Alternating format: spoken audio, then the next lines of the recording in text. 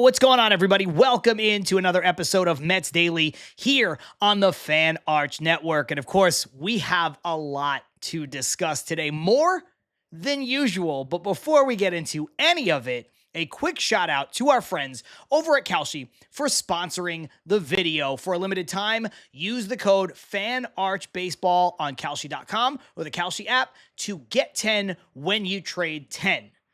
Do not attempt to adjust your settings.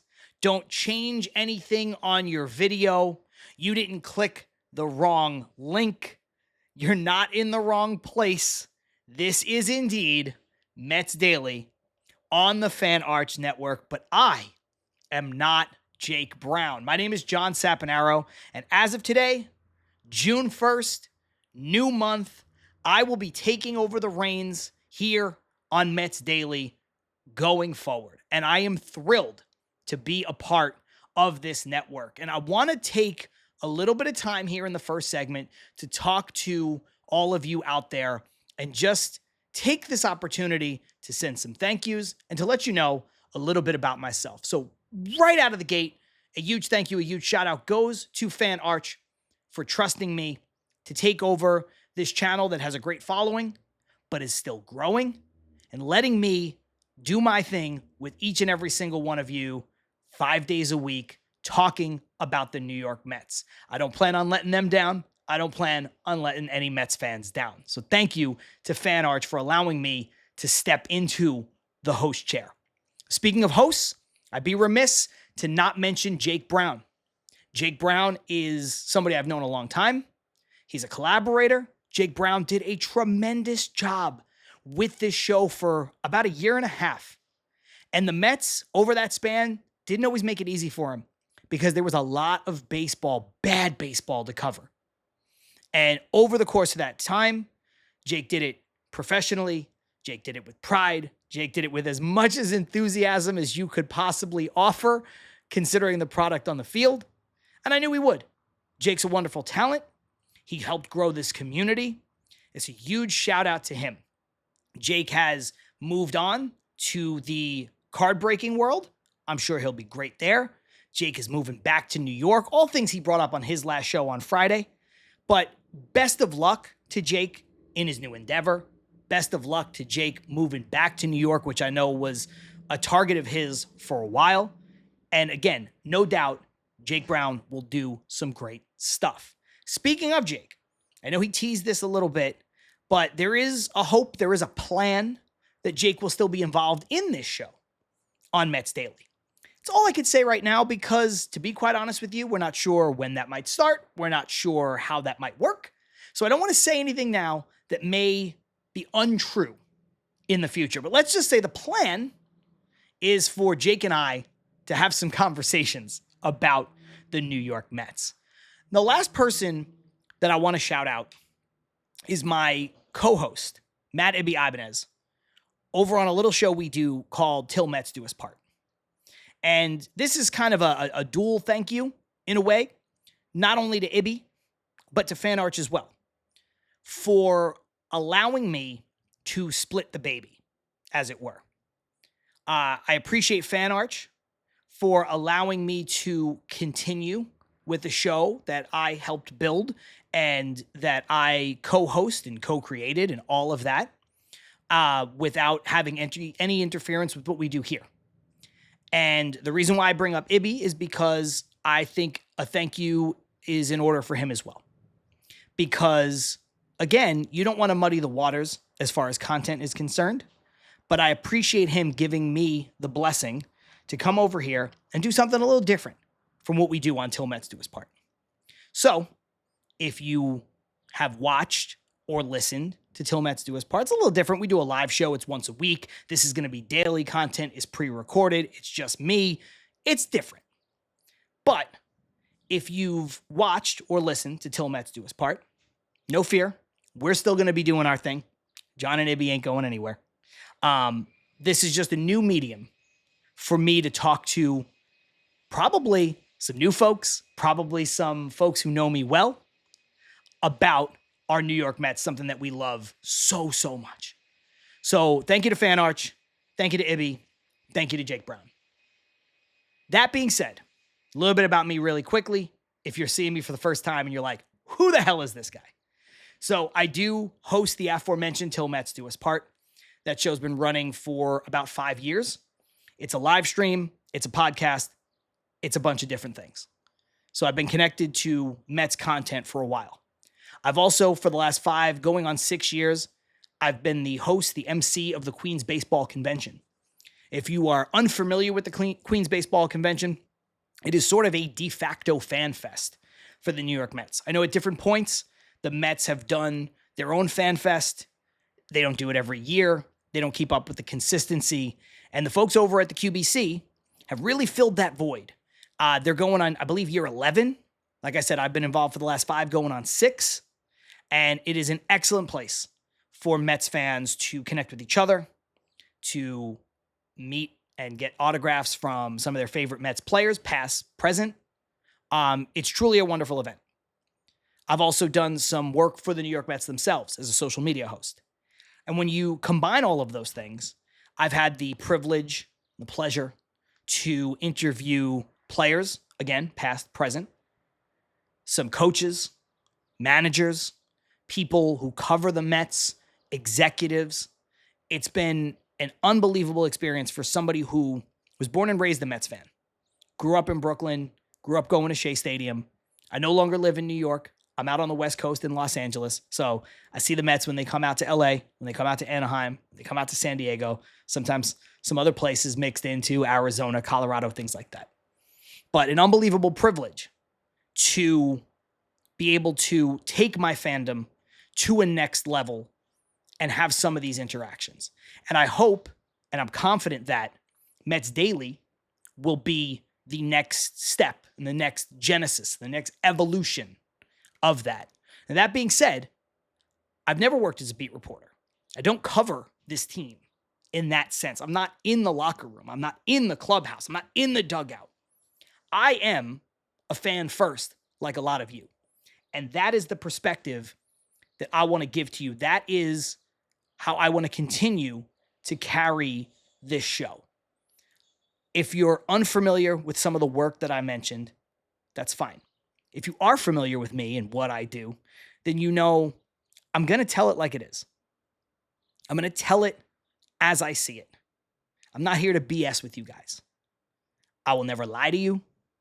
I'm going to give you we're going to talk about the things that I think you want to talk about because, again, I'm a fan. I'm going to talk about the things sometimes that I feel like you need to talk about. We need to talk about. At points, I'm going to talk about stuff that you might not want to hear and that you might not agree with. Some people love my approach. Some people are not fans of my approach. Some people are going to agree with me. Some people are going to disagree and everything in between. But that's how it works in the world of sports talk. That's baseball, Susan, right? But I can promise you this. Whether it's good, bad, or ugly, I'm going to be here. We're going to be talking about our New York Mets. I don't subscribe to the Mets for clicks, right? So I'm never going to hit you with something that is just for the sake of generating interest. Now, look, I want people to watch this show. I want this show and this network to continue to grow. But we're not going to compromise what we do here. The stuff that I say to you, I believe in. Again, you might agree, you might disagree. It might be wrong, it might be right. I might make a mistake, but I'm never going to lie. And so when we talk about the New York Mets, it's important that we try to keep as level-headed as possible. And the one thing I do love about this daily format that I've never been able to do before is we can dive a little deeper, especially in season, like we are right now, into the minutia. When you do a weekly show, you can't get bogged down talking about the lineup decision from 2 or 3 days ago. You can't get bogged down talking about, even if it just happened the night before, or sometimes that day, the pitching decision that was made that may have cost the game. You have to take a little bit of a bigger approach. And here on Mets Daily, you don't necessarily have to do that, right? We're taking a daily approach. So we could dive into some of that stuff that I know folks love to talk about. and folks love to hear about. So if you are coming over from following me on Twitter or X, if you're coming over from the Queens Baseball Convention or Till Mets Do Us Part or anything else that I've done, welcome. I hope you give Mets Daily a chance. I think you should. If you're a fan of Mets Daily and you've never seen me before, you like Jake Brown, that's great. Jake is great. But I hope that you give me a chance. And if this is your first time on this channel right now, today, and you're watching me and you're watching Mets Daily for the first time, well, welcome. Let's get to know each other together. Now, that said, it's a bit of a weird time to jump into a show like this. June 1st. We're past Memorial Day weekend, that first litmus test of how good or how bad a baseball team is, where it's not considered an overreaction. We've got 2 months of baseball plus an extra couple days in the rearview mirror. And so to jump in now and start talking about this team and start to give you my opinions and start to give you my thoughts, especially if you don't know me from before, it's a little odd. The timing isn't great. However, I want to lay some groundwork, and then I have a bit of a proposition for all the viewers. So first and foremost, let me say this. The Mets have had an abysmal season. We know that. Expectations were very high off of what was a bad way to end the year last year. Stearns put the target firmly on his back by shaking up the roster in a way that was controversial to a lot of fans. And I think even the most, the hardest Stearns hater said, well, okay, let's see if it works. Not confident, but let's see if it works. And if you're somebody like me who's a bit more of a Stearns supporter, you understood the moves, even if you didn't agree with every single one of them, or you wouldn't have done them all the same way. Having said that, to this point, June 1st, it hasn't worked. The Mets are a bad baseball team. The Mets have one of the worst records in the sport. Your record tells you what you are, right? There's the Jay-Z line, men lie, women lie, numbers don't. There's the they are who we thought they were, right? The Mets record shows you that they've been a bad baseball team. But if you watch the Mets every day, like I do, like a lot of you do, I'm sure, the eye test will also show you that the Mets have been a bad baseball team for most of the season. A little hot stretch, that last homestand against the Tigers and the Yankees notwithstanding. And of course, got to give them the credit for sweeping the Marlins at home over the weekend. Probably the best that the Mets have looked all season long. Definitely in those 9 games that we're talking about, right? The sweep with Detroit, 2 out of 3 from the Yanks, and then the sweep on this homestand with the Miami Marlins. So the Mets right now are winners of 4 in a row. But that doesn't take the bad taste out of your mouth for the fact that these expectations with this payroll and this roster and Juan Soto on the team, his expectations were through the roof. And right now, this has been a very bad baseball team. So I'll say it this way. I have been a Stearns supporter. He is a guy who I wanted to run this ship. I still think that he is the right guy to run this ship, despite everything that's happened. However, I do think that the criticism being laid at his feet is more than fair. More than justified. The guy has done a bad job. He has presided over some very bad major league teams in his tenure with the Mets. But his job is not just the Mets, the major league Mets. His job is organization-wide. And he has installed some really smart people in the front office. He has helped cultivate a organization filled with depth, and you're seeing that with Ewing and Benj and McClain and Tong and these guys coming up. He has built something and continues to build something. And even the players he didn't draft, he's not one-for-one responsible for. The organization is investing resources into their development. And David Stearns and the people he has installed to do that are doing that at a high level. Now, that said, I don't watch minor league baseball.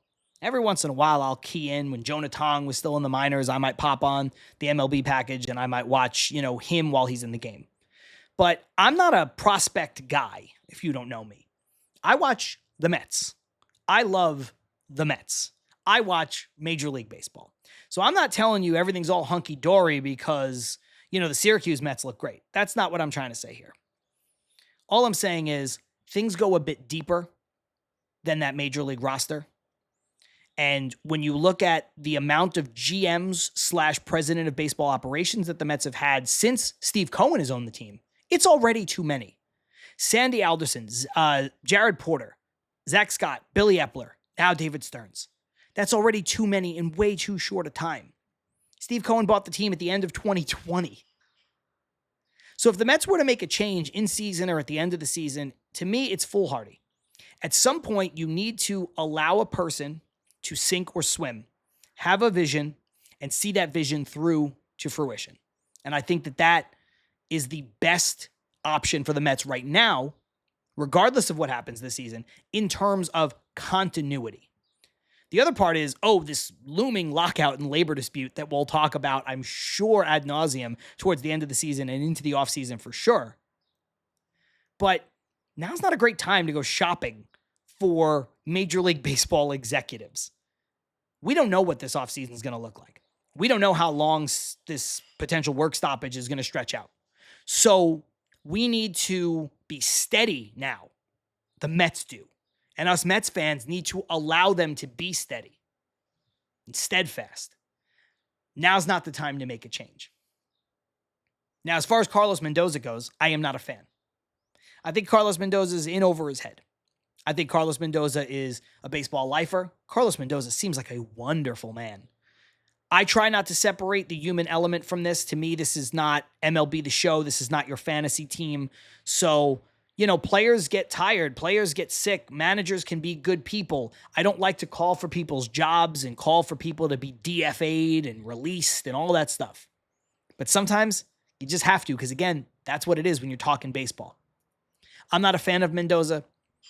I think that he is a poor leader. I think he is a poor manager of personalities. And I think X's and O's wise, he's a poor manager of the bullpen.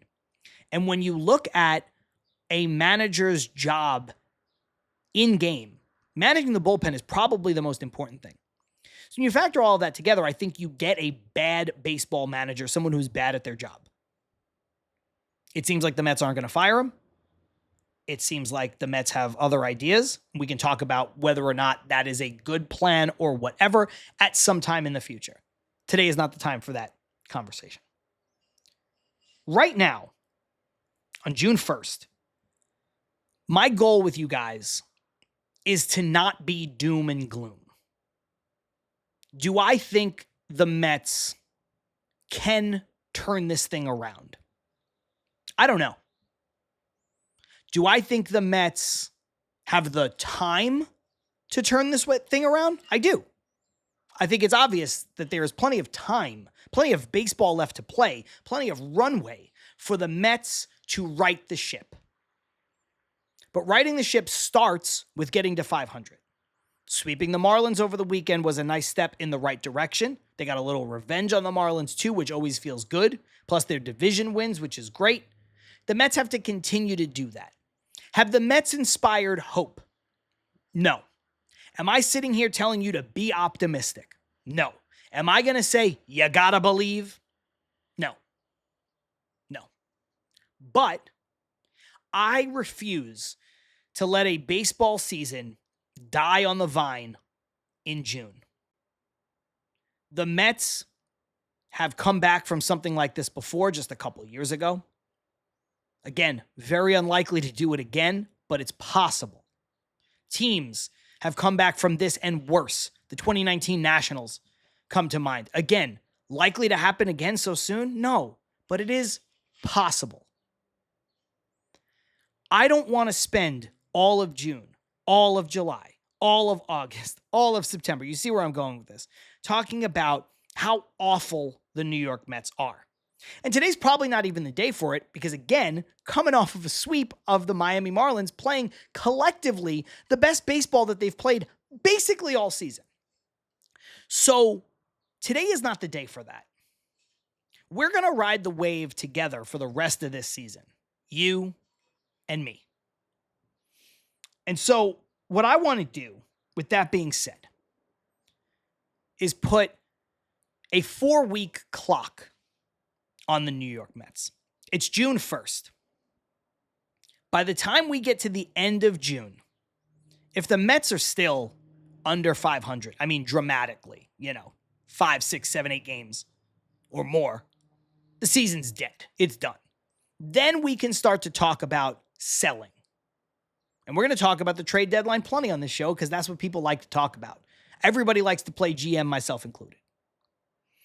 So if we get to the end of this month and the Mets are playing horrendous and their record is horrendous, then we can turn the page and we can start to talk about youth movement, selling players, things like that. But on June 1st, I think I want to have a little bit of positivity still. Because this roster is good.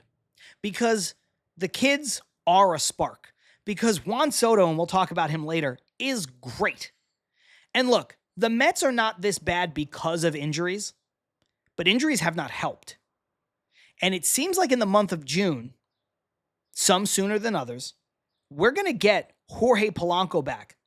Maybe in San Diego next weekend. We're going to get Francisco Alvarez back because that guy is an absolute machine. I don't know how you come back from an injury like that so quickly, but he looks like he's only a couple weeks away.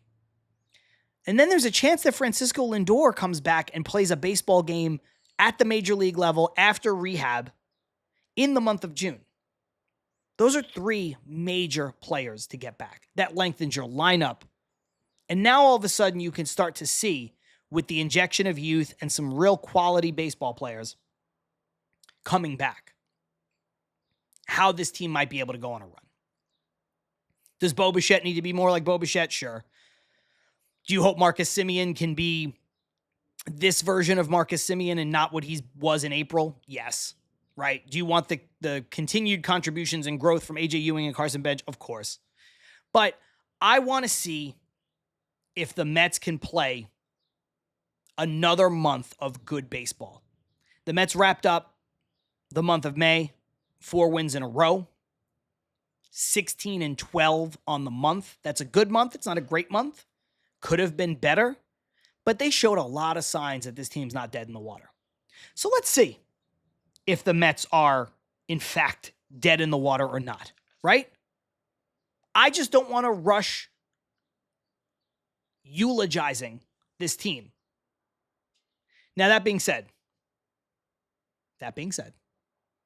this 4-week clock is a sliding scale. If the Mets go out on this road trip playing in 2 tough ballparks, especially 2 tough ballparks to hit in, against 2 teams that, have their own problems, but are quality teams, more so than the likes of the Rockies and stuff, and the Mets get swept all 6 games, that accelerates that 4-week clock a little bit. I think after that, the Mets have like 13 games in the month against Philly and Atlanta. Home, road, whatever, combined. If the Mets lose more games than they win against those teams in their division that they're looking up at, that's going to accelerate this 4-week clock. But for right now, I would like to stave off the conversation about the demise of the 2026 New York Mets. And I hope that you guys will join me on that journey and humor me just a bit. Of course, we are talking Major League Baseball, and baseball season is here. We are right in the throes of it. You can trade every game on Kalshi. And if you go over to the Kalshi app, or you go over to Kalshi.com right now, I think one of the interesting futures there is Mets playoff chances. If you believe in the New York Mets, based on what we're talking about, that they could turn this thing around and the New York Mets can make the playoffs, trading $100 will get you $345 right now on the Kalshi app. If you use the code FANARCHBASEBALL, you'll get 10 when you trade 10. So, I don't know. If you're positive, optimistic, or you're just feeling positive because of everything I just said, might be something to check out. On Kalshi, you're trading against peers in a live market, meaning there is no house. And as the probability changes, you can buy in and out of your position. Like I mentioned, use the Kalshi app, the code FANARCHBASEBALL, get 10 when you trade 10. Kalshi, trade on anything. Of course, 18 and older. Restrictions and eligibility requirements apply. Event contract trading involves risks and may not be suitable for all investors. Prices, values, and available markets may differ from those mentioned. For more information, see kalshi.com/regulatory. Now, a big part of the Mets' resurgence will need to be Nolan McLain. Nolan McLain is the most talented starting pitcher on the New York Mets, bar none. Nolan McLain has amazing stuff. Nolan McLain looks like he is the next great Mets ace to follow along with Jacob deGrom and Doc Gooden and the franchise Tom Seaver and Jerry Koosman and even the unbelievable moments we got from guys like Matt Harvey. He looks like he is the next great Mets homegrown player. Stuff-wise. Nolan McLain has also come off of, or was coming off of as of yesterday, the 2 worst starts of his career, and they were bad. Nolan McLain put up an absolute stinker in back-to-back games, one of which the Mets spotted him a 5-0 lead on the strength of 2 Bo Bichette home runs in the first 2 innings, and he gave it all back. Nolan McLain is a young pitcher. Nolan McLain is still a rookie, despite the talent, despite the ability, despite what we want to anoint him as. And when you are a young pitcher, the league will adjust to you. He came on like a house on fire last year in 8 starts. It was incredible. He started off the season very well. Eventually, the league adjusts to you, and then you have to adjust back to the league. So, were the 2 starts before this most recent one on Sunday ugly? They were. Is it cause for concern? Not for me. Not yet. This start on Sunday was a step in the right direction. And I actually like this start on Sunday better than if Nolan McLain was electric and elite. And I'll tell you why. If you look at his stat line, 94 pitches over 5 innings pitched, 1 earned run, 2 hits, only 2 strikeouts, 1 hit by a pitch, 5 walks. Oof. 5 walks and a hit by pitch to go along with those 2 hits. Stranded, I think, 7 runners on base. Does enough to get through 5, get the win. But you don't always feel great, guys, when you're a starting pitcher. You don't always have the touch and the feel for all your pitches. Nolan McLain's bread and butter, we know this, is the spin rate. The guy can spin the baseball like crazy. And sometimes when you spin the baseball like crazy, it goes places that you don't expect. And it's hard to keep it in the zone. And that's what we saw over those 2 really rough outings from Nolan McLain. He couldn't throw his breaking pitches for strikes, and that left the opposing team sitting on the fastball in the zone. And his fastball's good, but major league hitters are going to turn it around. And that's what happened, and he got clobbered. So for him to here not be at full strength, not be the Nolan McLain that's going to get you 8 strikeouts and a nasty whiff rate and just getting guys swinging, looking just embarrassing, and Pitching Ninja can clip it and put it on social media. For him to not be that guy, when he's that guy, he's going to be unhittable. When he has outings like that, he's untouchable. He didn't have an outing like that today. But he still went 5. He still limited the damage. He still stranded base runners. He still got the win. And he only gave up 1 run. In those last 2 outings, he was getting bombed. I told you the Mets spotted him 5 runs. He gave back 7. And then in his last start, in between, was almost worse. So when you're looking at this start on Sunday against the Marlins, it was a step in the right direction. It was not perfect, but I like that it wasn't perfect because it showed you that Nolan McLain can get outs when he is not perfect. And that's important. That's important for this Mets team, and that's going to be important for a young pitcher because, again, you come out there, you show your stuff is excellent, make it look easy. These are major league hitters. This is Major League Baseball. They have so much information at their disposal. They're going to figure you out, and they're going to adjust, and you have to adjust back. And I think what we saw on Sunday was Nolan McLean's first, I don't want to say attempt, but first step at adjusting back. And I liked what I saw. Hopefully he can continue to build on that. His next start should be in San Diego over the weekend. Might be in the house for that one. We'll see. I'll let you guys know if I wind up going. But I think Nolan McLean is going to be fine. I think Nolan McLean is going to be great. And the Mets need him to be. So let's hope I'm right on that one. Speaking of great, Juan Soto. Objectively terrific. Juan Soto is a guy that I have loved for his entire career. When the Nationals were going to trade him, I said the Mets should do whatever they can to get him. They didn't. When the Padres were going to trade him, I said the Mets should do whatever they can to get him. They didn't.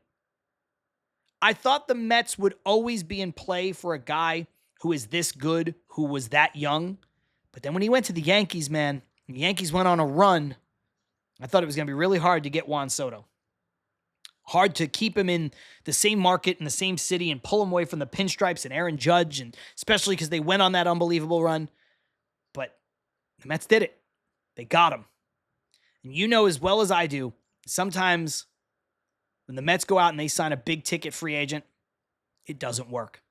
And sometimes it will eventually work, as is the case with guys like Carlos Beltran and Francisco Lindor. And even Juan Soto did go through his first little month adjustment period. We're seeing Bo Bichette going through one right now. But sometimes it takes a full season. Francisco Lindor's first season as a Met has been nothing like any of his other seasons as a Met. Last year, it took Juan Soto a month. And then in some ways, he had the best offensive year of his career. Yeah, certain things were down. Numbers with runners in scoring position, the batting average. But some other things were up. And Juan Soto was electric. And Juan Soto was as advertised. And Juan Soto, should have been an all-star. And Juan Soto deserved the MVP votes. Right now, Juan Soto is being asked to carry this team. He's being asked to lead this team because Lindor is down, because their offense has been limited, because guys like Bichette are still adjusting, because Marcus Semien is older and he's always been a slow starter. You see where I'm going. And Juan Soto has carried the New York Mets offensively. This guy continues, and how refreshing, based on everything I just said, about how things can go awry for guys who come over here in their first year or just overall with the New York Mets. To pay money for a free agent who's supposed to be great and have him be as great as advertised and somehow getting better. Juan Soto has carried this team, and I'm a big believer in giving guys their flowers. Juan Soto deserves his flowers. This man has been on a mission. So can he lead the Mets all the way back? He's good enough to. He's the kind of hitter that is singular in the sport. There's only 2 hitters in baseball that are in the league with Juan Soto, and we know their names. So he's good enough to carry any team at any point on his back. Will he? We'll see. Some other guys are going to have to pitch in along the way. But he is doing his damnedest right now, especially with Jorge Polanco, Francisco Lindor, Francisco Alvarez out. To a lesser degree, I guess Luis Robert too, but the Mets are getting really good contributions from the young kids in the outfield, namely A.J. Ewing in that spot, and of course Carson Bench. So Juan Soto's been on an absolute tear. And if Juan Soto were to ever lead this team back from the brink, from the hole that they dug for themselves, you might be looking at the first Mets MVP in franchise history. And I know it's hard to compete with Shohei Ohtani because he pitches and he plays, and he DHs and he hits the home runs and he's the best at both things. I get it. But the Mets are writing the kind of story, and Juan Soto is at the center of that might equate to a most valuable player in the truest sense of the word. I got a couple of stats from my boy Jolly Olive over on Twitter. Juan Soto right now has a 170 weighted runs created plus. That measures hitters on an average of 100. So 100 is league average. That means that 170 is 70% better than league average. That's first in the National League. He's got a 580 slug, second in the National League. 394 on base percentage. He's doing all of that while getting on base nearly 40% of the time. That's sixth in the National League. Oh, by the way, his batting average, right at a flat 300, ninth in the league.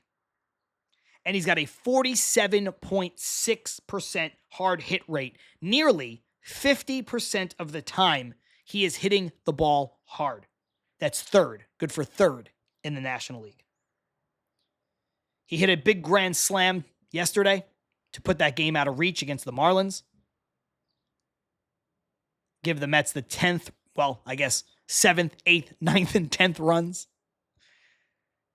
to make that game a laugher. That home run, that grand slam, was number 13 for Juan Soto, which is good enough to tie him for 6th in the National League. Those numbers are incredible. Juan Soto is incredible. And when you think about, he missed roughly 2 weeks of games with the calf strain and then the couple he missed because he had whatever flu was going around the Mets last week.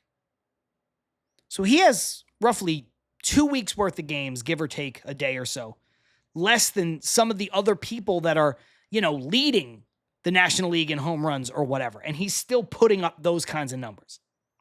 The guy deserves his flowers. He is objectively great.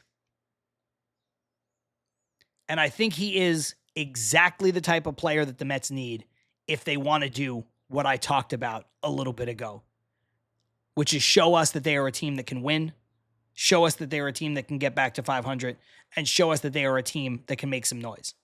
You can do a lot worse, and you can't do much better than having Juan Soto lead the charge. That's going to do it for today's episode of Mets Daily.